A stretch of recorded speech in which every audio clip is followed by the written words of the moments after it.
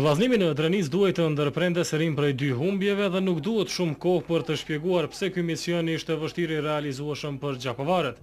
Drenica, që ka filluar të tregoj shenja të ringjalljes që nga fillimi i ndeshjes arriti të imponojë autoritet në fushë, duke krijuar rastin e parë në minutën e 8 dhe duke qelluar shtyllën në minutën e 11 të ndeshjes nëpërmjet Mujës.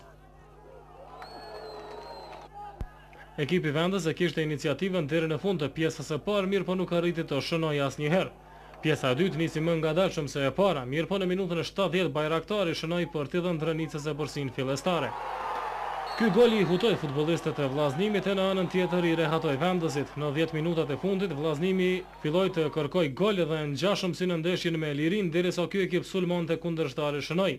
Drenica në minutën e 87 ngriti përsinë në 2-0 pas shënimit të Demirajt dhe i shkaktoi Vllaznimit humbjen e tretë me radhë duke e zhytur këtë ekip në krizë të papritur që mund të ketë pasoja të mëdha.